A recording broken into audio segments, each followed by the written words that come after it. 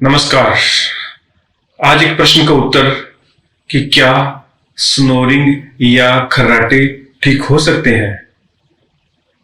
इस प्रश्न का उत्तर जानने के लिए स्नोरिंग को समझते हैं, इसके कारणों को समझते हैं और फिर देखेंगे कि क्या ये ठीक हो सकता है क्या।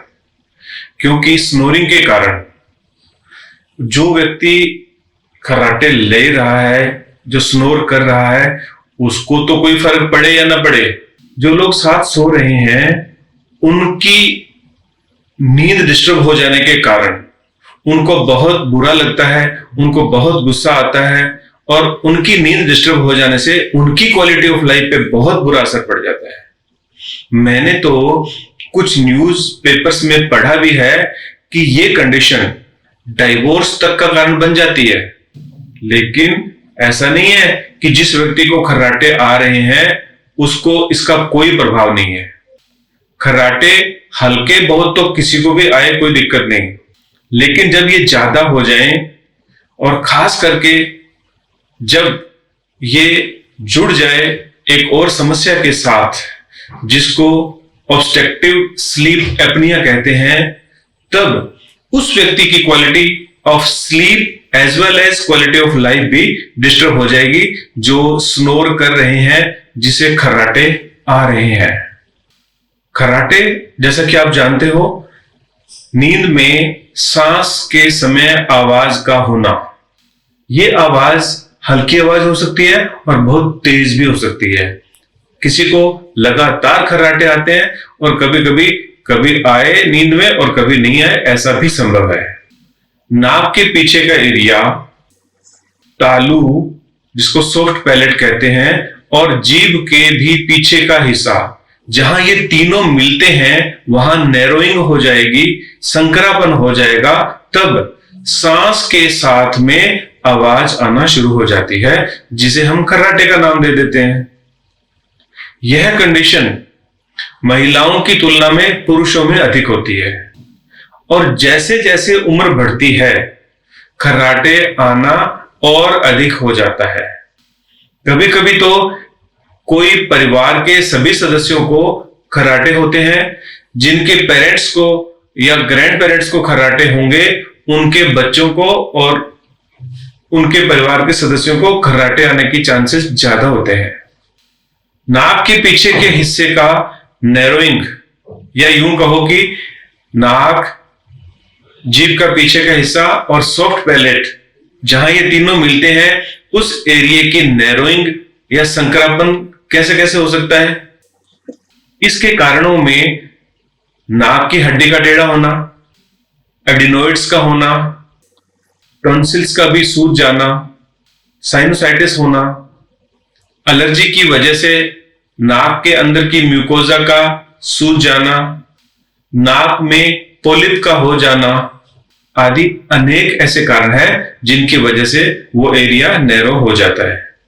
ये नैरोइंग कभी कभी युवला के जन्मजात ही लंबा होने की वजह से या सॉफ्ट पैलेट के भी नैरो होने की वजह से, हैंग डाउन होने की वजह से भी हो सकता है। जो लोग ओबीज हैं, अर्थात जिनका वेट ज्यादा है, उन्हें भी स्नोरिंग के चांसेस कई गुना ज्यादा हो जाते हैं। नींद अगर बहुत गहरी आती है किसी को, तो भी खर्राटे अधिक होते हैं। कोई व्यक्ति अगर दिन में बहुत थक गया है और उसकी नींद अगर पिछले कुछ घंटों में कम ली है, 1-2 दिन तक कोई नहीं सोया है, तो जब वो सोएगा तो खर्राटे होने के चांसेस ज्यादा हो जाते हैं। जिन लोगों की मसल टोन पुअर है, यानी कि मांसपेशियां ढीली होती हैं, उन्हें भी खर्राटे अधिक होते हैं, क्योंकि नींद के दौरान वो ढीलापन और अधिक हो जाएगा और सॉफ्ट पैलेट हैंग करके नाक के पिछले हिस्से को ऑब्स्ट्रक्शन दे देती है। एक और कारण वो है सब्सटेंस अब्यूज, यानी कि नशा। मोस्टली नशा करने वाले लोगों को नींद गहरी आएगी और नींद गहरी आएगी तो खर्राटे उनको होते ही हैं। अल्कोहलिक लोगों के खर्राटे आपने सुने होंगे। जो लोग अल्कोहल लेकर के सोते हैं उन्हें खर्राटे अधिक होते हैं। इवन स्मोकर्स को और अन्य कोई भी नशा करने वाले लोगों को भी खर्राटे अधिक आते हैं।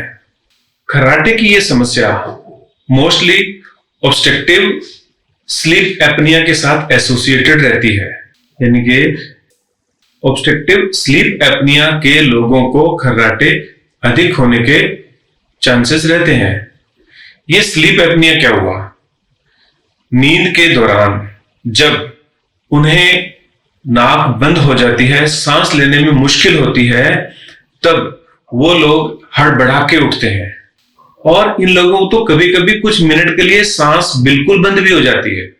मुंह खुल जाएगा, खर्राटे तेज गति से आएंगे और नींद के दौरान बेचैनी इतनी ज्यादा होती है कि वो साइड बदलते रहते हैं। टोजिंग एंड टर्निंग उनका रहता है नींद में, और ये टोजिंग और टर्निंग के कारण उनकी नींद की क्वालिटी खराब हो जाती है। वो पूरी तरह से सो नहीं पाते हैं, उनका मुंह सूख जाता है, उनको बार बार थ्रोट इन्फेक्शन, गले का इन्फेक्शन होने लग जाता है, और नींद की ये कमी उन्हें दिन में लेजी बना देती है। कंसंट्रेशन उनकी पुअर हो जाएगी। दिन में ये लोग ओवर स्लीपी रहेंगे, जरा से कहीं बैठे और नींद की झपकी आ जाती है उन्हें। जब तक वो एक्टिव हैं, खास करके फिजिकली एक्टिव हैं, तो ही नींद से बच पाते हैं, अदरवाइज उन्हें नींद आ जाती है। और इस तरह से जब नींद आ जाती है तो ड्राइविंग करने के दौरान अगर हो जाए तो क्या होगा? एक्सीडेंट। तो स्लीप एपनिया एक गंभीर कंडीशन हो गई है।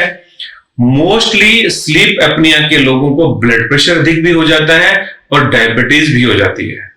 नींद में जब ऑक्सीजन पूरी नहीं मिलेगी और सांस अच्छे से नहीं आएगी तो हार्ट पे प्रेशर भी बढ़ता है और हार्ट डिजीज होने के चांसेस कई गुना बढ़ जाते हैं। और ये स्लीप एपनिया और खर्राटे की ये समस्या दिन में व्यक्ति को हेडेक का कारण भी बन जाती है। पेशेंट कहेगा सुबह उठता हूं, अनरिफ्रेशिंग स्लीप के साथ साथ मुझे हेडेक भी रहता है। हेडेक होने के साथ साथ उन्हें एंगर, इरिटेशन, फ्रस्ट्रेशन, गुस्सा, चिड़चिड़ापन, कंसंट्रेशन की कमी, काम करने की इच्छा की कमी उनके जीवन में उन्हें पीछे ले जाती है। एडिनोइड्स के कारण अगर यह समस्या बच्चों में हो तो इसके परिणाम और बुरे होते हैं। बच्चों की ये उम्र जब उन्हें ग्रो करना है, जब उन्हें मेंटली फिजिकली ग्रो करना है, अपने जीवन में सीखना है, आगे बढ़ना है, तो अगर उनकी क्वालिटी ऑफ स्लीप पुअर हो गई, उन्हें प्रॉपर ऑक्सीजन नहीं मिली नींद के समय, तो उनके बिहेवियरल इशू हो जाते हैं, वो चिड़चिड़े रहते हैं, उनकी लर्निंग कैपेसिटी कम हो जाती है, स्कूल्स में परफॉर्मेंस बिगड़ती चली जाती है। और ये चिड़चिड़ापन और ये सब होने से वो लोग बाकी बच्चों से घुल मिल नहीं पाते हैं, सीख तो पाएंगे क्या। फिजिकली भी वो लोग धीरे धीरे कमजोर होते जाते हैं, उनकी हेल्थ की क्वालिटी खराब हो जाती है, वो बीमार रहने लगते हैं, उन्हें बार बार गला इन्फेक्शन, बार बार जुकाम खांसी भी रहने लग जाता है। तो स्लीप एपनिया की ये कंडीशन बच्चों में भी होती है और बच्चों में इसके परिणाम और बुरे होते हैं। कभी भी खर्राटों को इग्नोर न करें।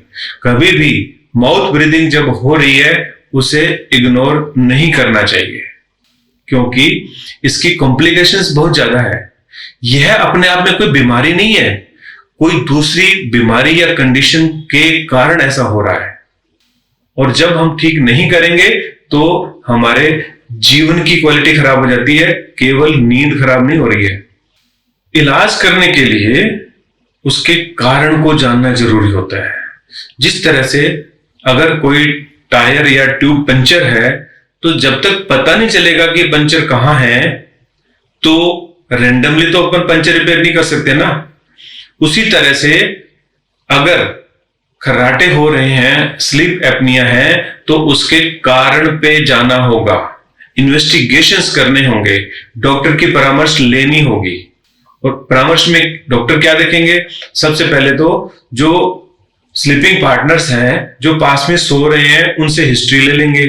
खर्राटे का पैटर्न पता हो जाएगा, किस तरह से खर्राटे होते हैं, और उसके बाद में उनके नाक को, गले को एग्जामिन किया जाता है। फिजिकल एग्जामिनेशन के बाद में इन्वेस्टिगेशन का नंबर आता है, उनका एक्सरे देखा जाता है, सीटी स्कैन और उनकी एमआरआई भी देखी जाती है। ऐसा करने से मोस्टली तो पता चल गया, लेकिन अगर वेट ज्यादा है तो बीएमआई से पता चलेगा कि आप कितने ओवरवेट हैं।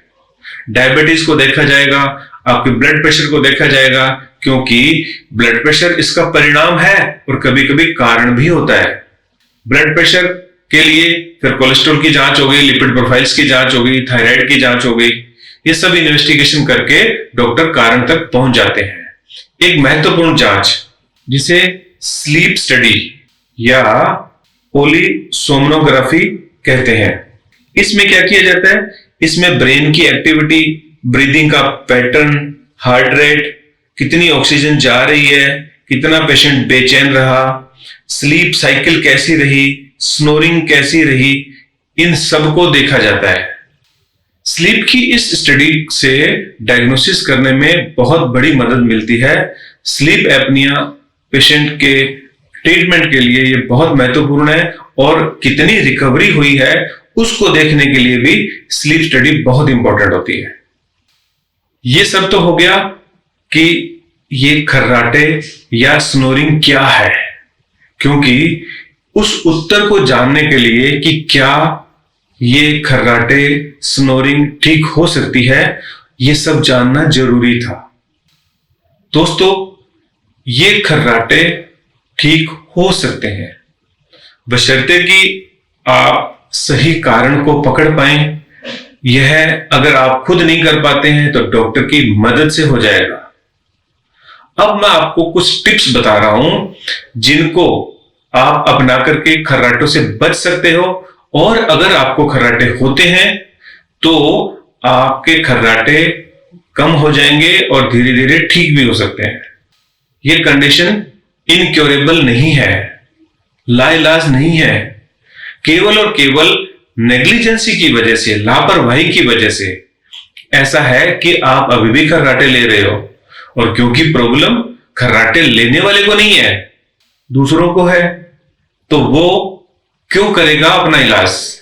उसे दूसरों की नींद को अच्छा करने के लिए, उनका जीवन अच्छा करने के लिए, अपने पार्टनर के लिए केयर एंड एम्पैथी दिखाने के लिए आपको अपना इलाज करना है। महत्वपूर्ण चीज, आप अपना वेट कंट्रोल रखें। वजन अगर ज्यादा है, सॉफ्ट पैलेट में भी फैट है, और जैसे आप गहरी नींद में सोएंगे सॉफ्ट पैलेट हैंग करेगी और खर्राटे शुरू हो जाते हैं। बॉडी की टोन बनी रहे, मांसपेशियों में तनाव बना रहे, एक सही उनकी इलास्टिसिटी बनी रहे, उसके लिए फिजिकल एक्टिविटी बहुत आवश्यक है। अगर आप एक्सरसाइज करते हैं, वॉक करते हैं, योगा करते हैं, तो आपकी बॉडी में टोन बनी रहती है। ये टोन आपके इस एरिया के सांस के जो जंक्शन बनता है ना, सॉफ्ट पैलेट, नाक के पीछे का हिस्सा और टंग का बेस, इन सब की टोनिसिटी भी इंप्रूव हो जाएगी और खर्राटे कम हो जाते हैं। खाना नींद से 2-3 घंटे पहले खा लेना चाहिए, क्योंकि वो प्रॉपर डाइजेस्ट हो जाए। अपनी नींद का सही पैटर्न रखो, सोने का टाइम फिक्स रहना चाहिए, जिससे नींद की क्वालिटी इंप्रूव हो जाती है। बहुत लंबे टाइम तक जाग के अगर आप सोएंगे तो ऑफकोर्स खर्राटे आते हैं, तो अपने नींद रोजाना कम से कम 7 घंटे की तो होनी ही चाहिए, ऐसा सुनिश्चित करो। नींद अच्छी आए इसके लिए टेम्परेचर का अच्छा ध्यान रखो, अपने बेड का अच्छा ध्यान रखो, साफ सुथरा, क्लीन एंड कोजी एनवायरनमेंट होना चाहिए नींद के लिए। जो लोग पीठ केबल सोते हैं उन्हें खर्राटे अधिक होते हैं, इसलिए कोशिश करें कि आप साइड में सोएं। वैसे भी कहा गया है कि लेफ्ट साइड में सोने से हमारा पाचन अच्छा रहता है, और नींद के शुरुआत में लेफ्ट साइड ही सोना चाहिए। उसके बाद में अगर आप राइट होते हैं, टर्न करते हैं, कोई इशू नहीं है। तो साइड में लेटना खर्राटे कम करने का एक बहुत ही सटीक उपाय है। रात का खाना बहुत अधिक भी नहीं खाना चाहिए, थोड़ा सा हल्का खाना खा के सोना चाहिए। डेयरी प्रोडक्ट, मीठा और रिच डाइट जो है वो ओबेसिटी का कारण बनती है और उन लोगों को खर्राटे भी अधिक होते हैं जो रिच डाइट अधिक लेते हैं। सोने के समय हल्का सा रेज्ड हेड हो यानी कि पिलो हो तो भी खर्राटे में कमी आ जाती है, लेकिन जिनको सर्वाइकल स्पॉन्डिलोसिस है उन लोगों को पिल्लो से बचना चाहिए। नशा पत्ता, बीड़ी, सिगरेट, शराब, कोई भी और नशा, खास करके आजकल लोग जो नींद की गोलियां लेके भी सोते हैं, बचना चाहिए इससे, क्योंकि इससे भी खर्राटे अधिक आएंगे। खर्राटे के स्थायी समाधान के लिए ऑफ कोर्स आपको जो कारण है उसका निवारण करना होगा। एडिनोइड्स है उनका इलाज करो, टॉन्सिल्स बढ़े हुए हैं उनका इलाज करो, अगर मसल टोन्स में इश्यू है उसका इलाज करो, नाक की हड्डी टेढ़ी है, पोलिप है, साइनोसाइटिस है, एलर्जिक राइनाइटिस है, छींकें अधिक आती है, इसका इलाज करो। और इलाज होम्योपैथी से बढ़िया कोई नहीं है। सर्जरी स्थायी समाधान नहीं है, लेकिन टेम्पररी समाधान है। जिनको टेम्पररी ठीक करना है वो सर्जरी में जा सकते हैं, लेकिन कितने दिन के लिए? कुछ ही दिन के लिए। इसलिए स्थायी समाधान की तरफ बढ़ो। होम्योपैथिक दवाइयों से ये जो कारण है उनका भी सही समाधान हो जाता है।